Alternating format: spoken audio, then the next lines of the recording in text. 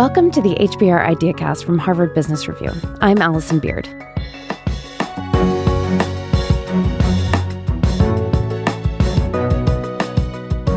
From Apple and JP Morgan Chase to Marriott and British Airways, some of the most sophisticated companies in the world have fallen victim to cyber attacks in recent years.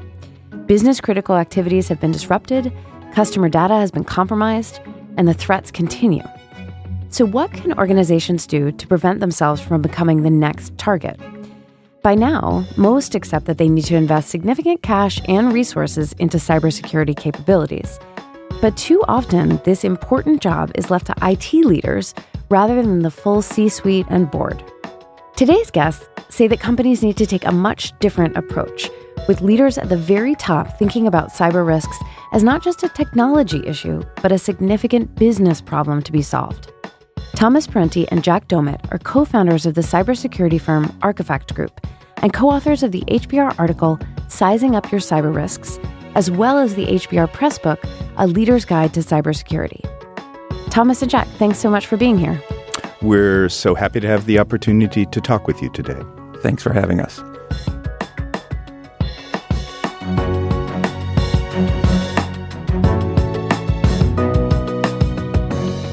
Presumably, a lot of these companies that are hit take some precautions to protect themselves. So where are they going wrong? We have come to the realization that essentially worldwide we're failing at cybersecurity, and that in spite of all of the investment and public attention, the number and impact of cyber attacks is only rising. In some sense, that's the reason that we're talking right now. And you can think of our current cybersecurity situation today as comparable to trench warfare in World War I. The progress is negligible and the casualties are high. There are several reasons why the focus on cybersecurity and cybersecurity technology ends up undercutting its capacity to protect. First, no company has all of the resources to fix every cybersecurity issue, and not all fixes are equally important. It's only by starting with a company's most critical business activities and how cyber attacks could disrupt them that one can start to prioritize this whole process of risk mitigation. Unfortunately, there are many companies who sort of skip the step of first thinking about what are the most important business activities that could be disrupted by a cyber attack, and instead they end up focusing on individual technologies to fix individual problems within their computer systems. The focus on fixing these computer vulnerabilities, it's seductively dangerous because there is some value here. However, a company can spend all of its resources, significant resources, fixing these vulnerabilities without ever addressing the fundamental issue, which is protecting the business activities for which the computers were procured. So you're basically having the IT department say, well, we're compliant and best practices for a lot of these systems when they're not taking into account the most important business functions that these systems are protecting. There are numerous examples of vendors, including Target, who were compliant with the relevant payment card security standards at the very moment that they were successfully hacked. For certain companies, especially those in highly regulated industries such as financial services, they are subject to so many different compliance requirements that what effectively happens is they translate in their minds being compliant with requirements as equivalent to being adequately protected. And that ends up actually diminishing the security of these companies as opposed to achieving its goal of increasing protection. So, Jack, you're the management expert. Why do organizations operate this way? Why aren't they thinking more holistically about business risks? Well, part of that starts from the fact that since its very inception, cybersecurity has been it's come out of the technology department, and it's been looked at in terms of an attack and defense technology paradigm versus one that's related to any other complex business risk that a company might face. Now, there's no question that given the neglect of cybersecurity over time by most companies in the past, many companies do in fact need to invest more. But as Thomas mentioned, companies like the ones in the financial services space with really large cybersecurity budgets don't nearly get the cyber protection benefit that they should given the dollars that they spend. And we have an example of one of our financial services clients that spent about $3 million a year on cyber threat intelligence. But when we asked them for examples as to where they actually changed their cybersecurity protections or strategies on the basis of this intelligence, they were silent. $3 million year after year without any actionable result. And in your experience, is it hard to get non-tech leaders to really understand and get involved in these issues? While many companies don't do it, it isn't hard to get them engaged on the process if you change the nature of the conversation, if you change the starting point from which these conversations begin. And that really starts with looking at cyber risks as a business risk that could come and occur as a result of a cyber attack. So how do you kick off that kind of conversation with senior leaders at a company and the senior tech people? Well, it's an interdisciplinary process. The approach that we take is, and that we introduce actually in the article, is called a cyber threat narrative, where we bring resources from across the organization, starting with a business owner, someone who's running a business unit, someone who has responsibility for a P&L, to understand where are the business risks in their organization, what's actually important, what assets are critical to their operations, what activities do they do that provide competitive advantage to them and their organization and their business unit. Once those are identified, you're in a better position to engage with other resources throughout the organization to help quantify what those risks are, and bringing in the IT department and your cybersecurity resources to understand what the threat environment might be that might affect those risks in some way or make them to come about. One of the dynamics that we are working to change is this perception on the part of non-technical business leaders that the cybersecurity field is so complex, so impenetrable, that they would never be able to understand it. And so it just is logical to delegate that, or we actually say abrogate that responsibility to either cybersecurity or IT staff. Just as is true of every other business domain, what you need to know about it depends on your role and responsibilities. And what boards of directors, senior executives, and managers need to know about cybersecurity is significantly different from that required by somebody who is rolling up their sleeves and, if you will, operating on the bits and bytes of a computer. Yeah. Where have you seen a company that hasn't been using that cyber threat narrative process go really wrong and miss a big hole in their systems and be attacked? One example that comes to mind is an Asian automobile manufacturer that we worked with a number of years ago, and they had suffered a breach. And in the aftermath of the breach, the cybersecurity team was tasked with making us so secure that this never happens again. And so the cybersecurity team decided to put the network used for the development of new automobiles inside their corporate network because they thought, an attacker would need to go through two networks in order to be able to then steal information. In principle, that sounds like a wonderful idea, except there were colleagues from other partner companies that work side by side with these automobile manufacturer employees, and they were now locked out. And so the only way that they could get their work done was to create fake employee accounts for all of these external contractors. And they did this knowing that this was perhaps not the best thing from a cybersecurity perspective, but it's what they needed to do in order to get their job done. And so this illustrates a couple of points, one of which is the cybersecurity people had no idea how the company that they worked for actually designed cars. And so they proposed security mechanisms that both interfered with work and ended up resulting in the company being more vulnerable because all of these outsiders now had complete access to the corporate intranet globally. Right. The other thing it points out is that when it comes to employees, they are much more motivated by getting the job done for which they are hired and paid than they are about some abstract concept of cybersecurity. And most companies would agree that employees being resourceful to get their jobs done is a good thing. However, in this particular case, cybersecurity directly interfered with their work, and so they saw no issue whatsoever in going around those protections. Were they then attacked again?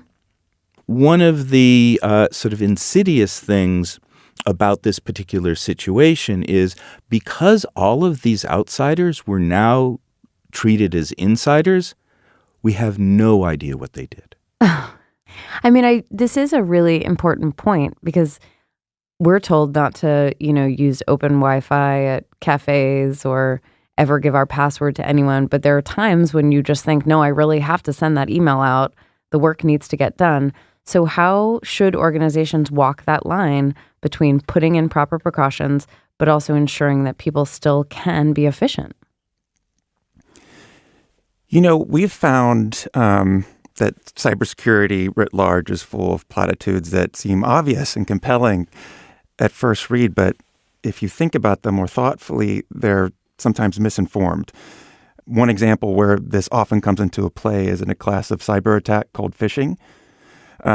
People often, open attachments because you read your email. And occasionally those attachments result in malware being downloaded onto their computers. But and attackers have become savvier over time. It's not just Nigerians, princes who want you to give millions. They'll do research that's specific about you, to your LinkedIn account, et cetera, so they can deliver a very targeted attack. Yet, the common thing that cybersecurity departments typically put into place is what's called security awareness training to educate. I just completed mine. You just did. We could then ask, what is the value that you derived from taking this security training? Don't answer that. I do think I'm more careful, but I think the big thing is the problem isn't necessarily, stemming from a phishing attack. So one of the things that is important to note, and this is something that is illustrated both by your security awareness training and also by the example from the automobile company, is that while it is common for security training to talk about generic good things to do. So if you're in a Wi-Fi hotspot, use a VPN so that the person sipping a latte next to you isn't also reading your email. But what is missing is informing employees about the cybersecurity implications of their own work.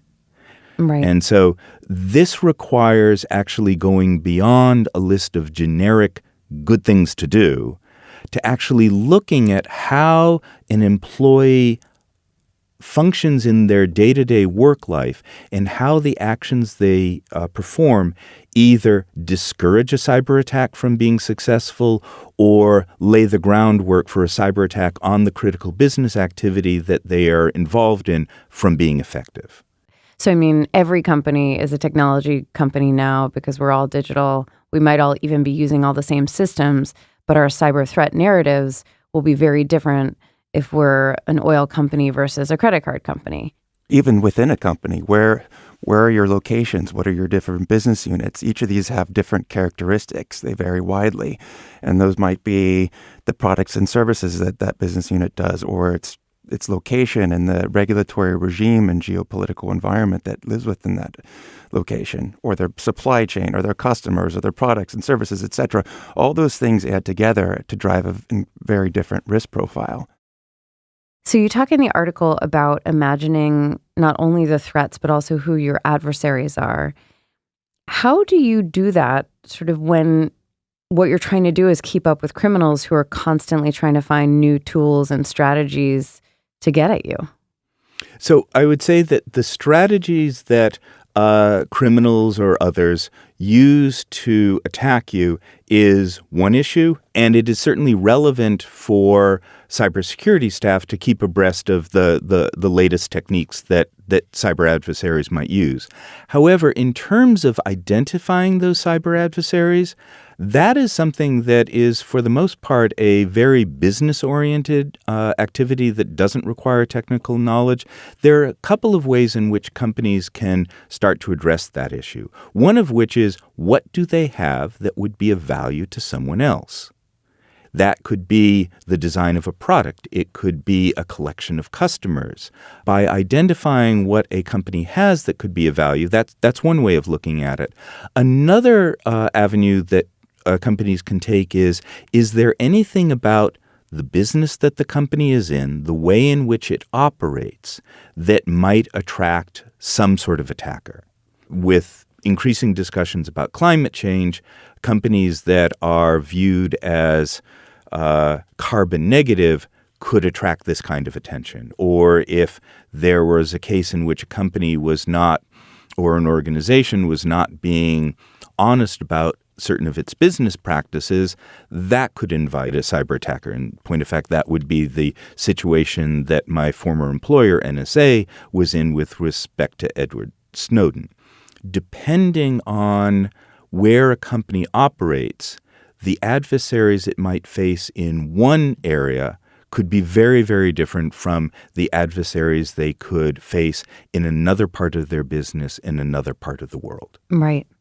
And I don't want to make it seem like you're advertising your business, but because these issues are so complicated and so different from function to function and company to company and geography to geography, do organizations need to bring in outside help and expertise? One of the things that we talk about in the book is the importance of building an internal capability to recognize what really truly drives your cyber risk going forward. And oftentimes those are changes in the way you do business, because most of those new cyber risks come less from a new type of technical attack. It's actually that merger that you're about to go through, or that new product that you're about to launch, or that change to that internal application that you have. Those are all things that change the way that you're doing business, and those changes have implications as it relates to the risk that you face. So whether an attack is simple or sophisticated, are you saying that companies are able to prevent them if they take the right steps? In all areas of risk, whether it be financial risk, physical risk, or cyber risk, there are no guarantees that what you do will be sufficient to fend off the attack that you actually face. However, if you actually have focus on knowing what is important to protect, understanding the kinds of cyber attacks that could compromise critical activities, you are in a much, much better place to defend yourself properly than if you take more of a shotgun approach of, well, this is a general vulnerability, and so I'm going to buy a box that takes care of that. How frequently do leaders of a company or a function need to be reviewing and then revising what their plan is? I mean, it's an ongoing exercise, right? I mean, it's not a one-off thing. Right. This is something that's dynamic. And to our point before, in terms of where to look for cyber risks, where to anticipate them, it generally relates to changes that you're making to your business, whether it's a new product that you're launching, a new geography that you're getting into, a new supply chain partner that you're working with. All these point to changes in the way that you do business. These introduce changes in technology because of the way that we work today. And those changes in the technology and the way you do business invite you to do new things with your business that drives new risks. Right. And so in some sense, the one answer is that companies need to incorporate into all of the processes used for making change some type of cybersecurity review. Now, this does not have to be and should not be a terribly onerous and time-consuming activity, because one, that will get in the way of doing business, and as we've discussed previously, people will find a way around it. But it is important to make sure that when companies are undertaking the changes that will introduce new cyber risk, that they are at least paying attention to that. Are there ways that companies should restructure themselves to make sure that people at every level and in every part of the organization are thinking about cybersecurity in a more careful way? Yeah, I mean, it's about building. Well, there's a few different things. One area that we look at is building an internal organizational capability to deal with this change management process that companies go through. As Thomas was mentioning, we need to have cybersecurity reviews as you change your business, just like you look at other risks. Another area where we think about organization and cyber is where do you put the capability for managing cybersecurity? Many companies, including probably 2/3 of the Fortune 500, have what's called a Chief Information Security Officer, commonly referred to as a CISO, to have rolled up responsibility for dealing with cyber risk and deciding what risks need to be managed and what investments need to be made. But there are some issues in terms of where that CISO might report. Oftentimes, because this has traditionally been a technology issue, the CISO may report to a CIO, a Chief Information Officer, who would be responsible for developing software or deploying computer capabilities. But the incentives for someone who's in charge of security and the incentives for someone who's in charge of building applications that are very, very different. Yeah. So that person should maybe be reporting to the CEO instead? The CEO, while it would appear to be the best place for cybersecurity to report to, actually is not, because one of the longstanding problems with cybersecurity is that it has lived in a silo, frequently within the IT department, but it lives someplace else that made it very easy for other business leaders to ignore it and say it's somebody else's problem. Mm-hmm. And so if it reported to the CEO, the natural conclusion would be, it's taken care of. After all, it reports to the CEO. But a good CEO is successful because the people who work for him get things done. Based on our experience, when a company is looking for a home for the cybersecurity organization, they should first look at where their most significant cyber risks reside, as well as finding a corporate home where the interests of the manager of cybersecurity are completely aligned with the executive to whom he or she reports. So we've been talking about a lot of big companies. How should smaller organizations deal with these threats? On one hand, they're less likely to be targets, but then on the other hand, they have less money to invest and sort of fewer resources to throw at it. So our advice for companies of any size is the same. Focus on your company's most significant activities and the business risks they face. And then you can think about how a cyber attack could cause these risks to materialize. Several years ago, I was talking with an electrician who was doing some work in my house. When he learned I worked in the cybersecurity field, he told me he needed a firewall. When I asked why, he replied that he thought his business partner was cheating him. I told him a firewall wouldn't help reduce his risk because firewalls help protect against attacks originating from the internet, not from the office where both he and his partner sat. Right. That he immediately jumped from a cyber risk, his partner misusing computers to steal from him, to a technology fix is common and therefore completely understandable.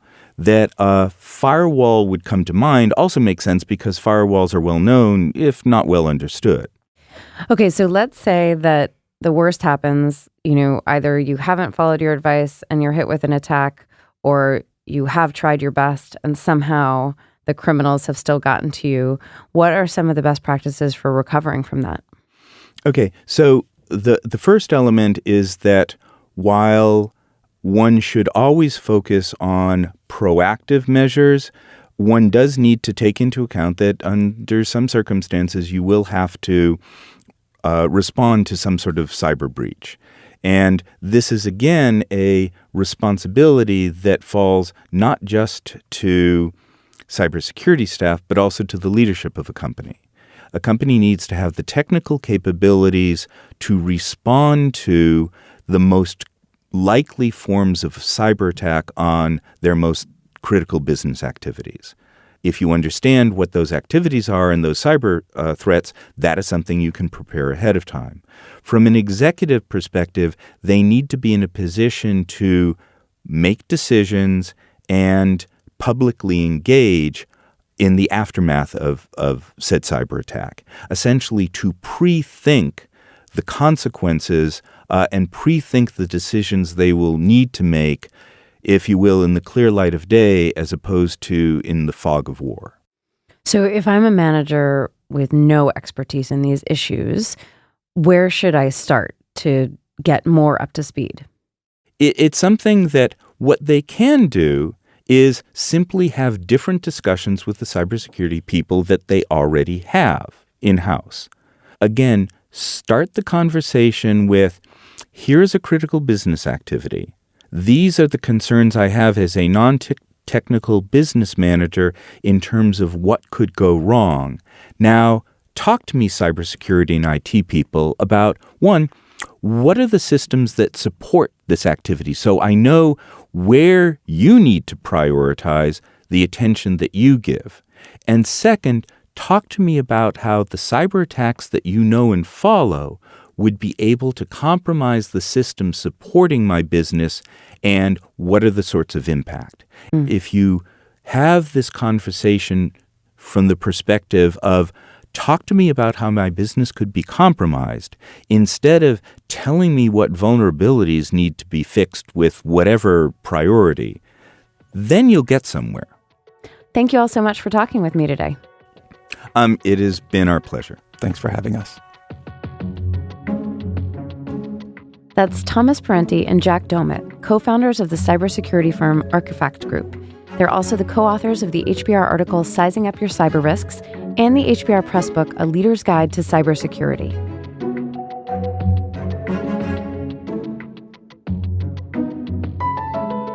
This episode was produced by Mary Du. We get technical help from Rob Eckhart. Adam Buckholtz is our audio product manager. Thanks for listening to the HBR IdeaCast. I'm Allison Beard.